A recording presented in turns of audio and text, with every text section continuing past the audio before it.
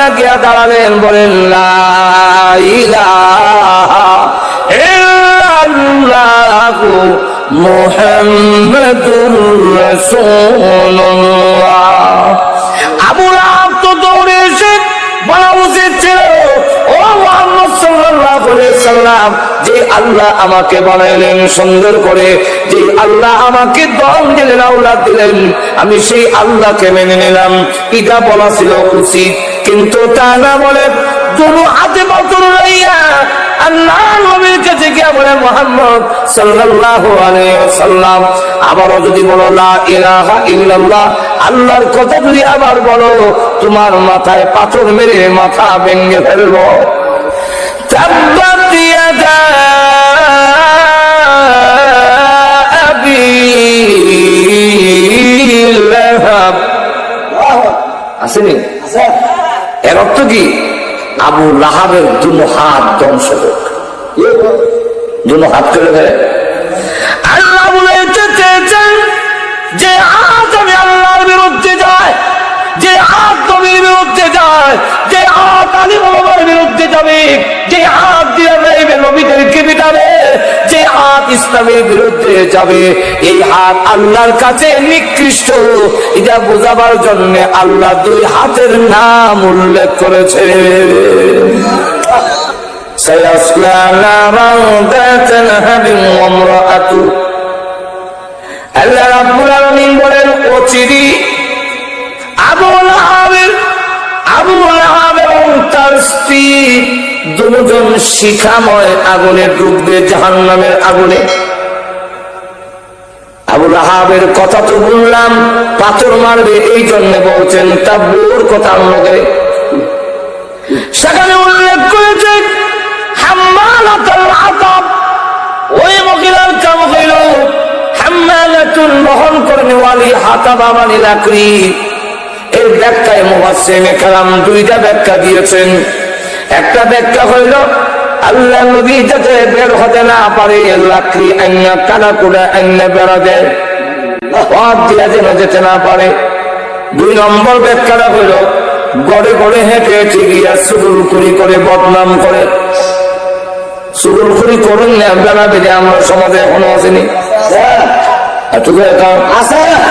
দেখবেন এই বাড়ির থেকে এই বাড়ি, মজলিসুরের উত্তর ভাড়ার থেকে দক্ষিণ ভাড়া, পূর্ব ভাড়ার থেকে পশ্চিম ভাড়া গেছে এক মহিলার বাড়ি, হাতের মধ্যে নিয়ে পান, আঙ্গুলের মধ্যে চুন, আবার ভাত খাইয়া ফান্ডা লইয়া আঙ্গুলের মধ্যে চুন লইয়াছি, মানে চুনও নিতাম না, ফান খাওয়ার আশায় আইসি না, নিঃস্বার্থ রয়েছি। আপনার বড় বিবিয়া কি তাই অত দূরে কেড়ে গেছে, আর অত দেখাইতেছে যে কোনো স্বার্থ নাই। আইসি একটা কথা বলে, আমরা পাড়ার সবির আলী সাহেবের মেয়ের এগুলো বিয়া করেছেন, আবার আমরা তো খুব খাতিরের, আমার খুব মায়ের বছর, আমার কোনো স্বার্থ নাই। যখন ফান হয়ে আইসি, বাতো খাইছি, সোনো আঙ্গুলো আছে, নিতাম না। আইসি কইতাম মেয়েরা যে বিছনা পেশাব করে দেয়।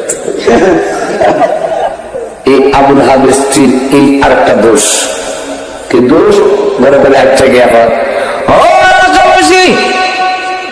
মুহাম্মদ আমার ভাতিজা আবার বিয়াই, আমি যা জানি তোমরা তো তা জানো না। মুহাম্মদ পাগল গো, তার কথা তোমরা মাইনো না। নবীজি ডাকলেন, বাবু আমার আপন চাচি এবং বিয়াই মানুষের ঘরে ঘরে হেঁটে হেঁটে গিয়ে বলে আমি নাকি পাগল। এমন এক ইহুদি ছেলে একটি বোঝা নিয়ে যাচ্ছে, কিন্তু সে নিতে পারছে না, এই জন্য চোখের পানি ছেড়ে দিয়ে খাচ্ছে। আল্লাহ রসুল বলেন, তোমার এই বোঝাটা, এই গাঁটটি আমার মাথায় দিয়ে দাও, আমি তোমার বাড়িতে পৌঁছাই দিই। একটা ইহুদির ছেলের বিরাট বড় গাঁটটি বিশ্বনবী মাথায় নিয়ে নিলেন। তার বাড়ির সামনে গিয়ে রসুল তার গাঁটটি রেখে দিয়ে বলেন আমি এবার চলে যাই। তার বাবা জিজ্ঞাসা করে, এত বড় গাঠটি কে এনে দিল? ছেলেটি জবাব দেয়, লোকটা দেখতে 14 তারিখের চন্দ্রের চাইতে আরো উজ্জ্বল তার চেহারা, তার মিষ্ট মধুর ভাষা। লোকটা চিনি না। তার বাবা জিজ্ঞাসা করে, কোনো পারিশ্রমিক চাইনি? না। ইহুদি লোকটা বলে, 14 তারিখের চন্দ্রের চাইতে তার আরো উজ্জ্বল চেহারা, সমধুর তার ভাষা, কোনো পারিশ্রমিক নিল না। লোকটাকে দেখার জন্য দৌড়ে বের হয়েছে। দেখেন বিশ্ব নবী হেঁটে হেঁটে যাচ্ছে। ছেলেটিকে জিজ্ঞাসা করে, ওই যে লোকটা দেখা যায় উনি কি? বলে, হ্যাঁ, উনি তো মুহাম্মদ, উনি আব্দুল্লাহ ছেলে মুহাম্মদ।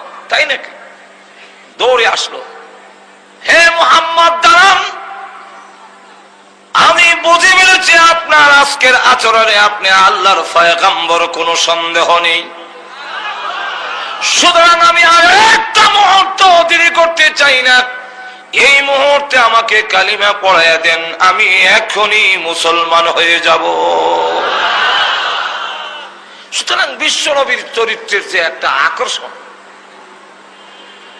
এই দুটা জিনিসে আরব দেশের প্রতিটি ঘরে ঘরে গুঞ্জন শুরু হয়ে গেছে। সমস্ত তাগুতি শক্তির বিরুদ্ধে, লাত উজ্জা মানাতের বিরুদ্ধে রাসূল যে লা ইলাহা ইল্লাল্লাহর দাওয়াত শুরু করে দিলেন। রাসূলের এই দাওয়াতে যারা সাড়া দিল তারা অত্যন্ত নিরীহ, গরিব, কালো, দেখতে সুন্দর না, আবার অনেকে গোলামের ঘরের গোলাম। কালো বিলাল, ওনাকে কালো কাউয়া বলে আখ্যায়িত করে। কোন সম্মান তার নেই, তিনি গোলামের ঘরের গোলাম। কিন্তু আল্লাহর নবী, বিশ্ব নবী রাহমাতুল লিল আলামিন দেখে বলেন, হে বিলাল শোনো, কিয়ামতের কঠিন ময়দানে আমাকে আহ্বান করা হবে জান্নাতের গেটটা খুলে দেওয়ার জন্য, কারণ জান্নাতের চাবি আমি বিশ্ব নবীর হাতে থাকবে। কার হাতে? বিশ্ব নবীর হাতে। আল্লাহ রাসূল বলেন, আমি যখন উঠে আরোহণ করব তখন তুমি কালো বিলালকে আহ্বান করা হবে আমার উটের লাগাম ধরার জন্য। হে বিলাল শোনো, কিয়ামতের কঠিন ময়দানে আমি উঠে আরোহণ করব, আর তুমি নিচে থেকে আমার উটের লাগাম ধরে ধরে কিয়ামতের কঠিন ময়দানে তুমি বিলাল আমার সাথে জান্নাতের ভিতরে প্রবেশ করবে। কালো বিলাল, তাদের কাছে দাম নাই, কিন্তু আল্লাহর কাছে দাম আছে। কিন্তু যেহেতু তাদের লাঠিয়াল বাহিনী নেই, ধন সম্পদ নেই, কাফেরদের নির্যাতনের শিকার, কাউকে জ্বলন্ত আগুনের আংরার মধ্যে শুয়ে রেখে বাড়ি পাথর দিয়ে তামা দিয়ে রাখে, যেমন হযরত খাব্বাব, ওনার কোমরে পিঠে গর্ত হয়ে গেছে। খলিফাতুল মুসলিমিন ওমর রাদিয়াল্লাহু আনহুর শাসনামলে উনি একদিন ভাষণের মধ্যে বললেন জনগণের সামনে, আমার মনে হয় ইসলামের জন্য বিলাল যা কষ্ট করেছেন এই কষ্ট আর কেউ করে। এমনি হযরত খাব্বাব রাদিয়াল্লাহু আনহু দাঁড়ায় বললেন, ওমর আমার নামটা বললেন না?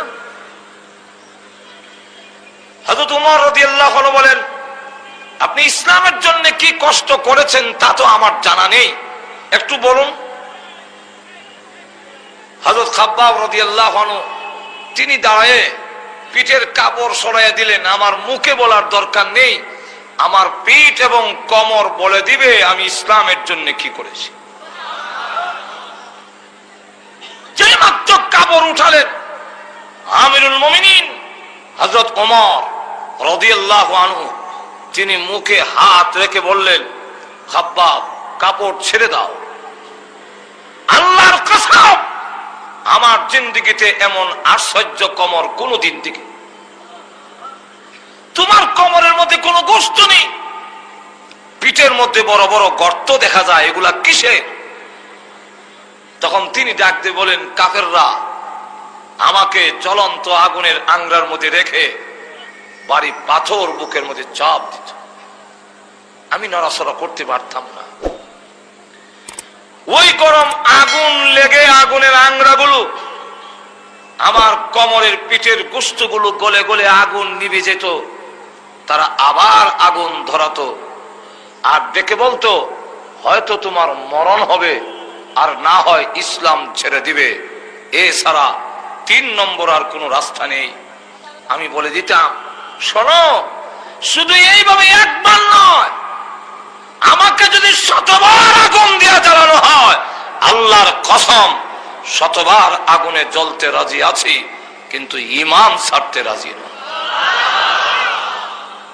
কারণ ঈমানের মূল্য জীবনের চাইতে বেশি না কম?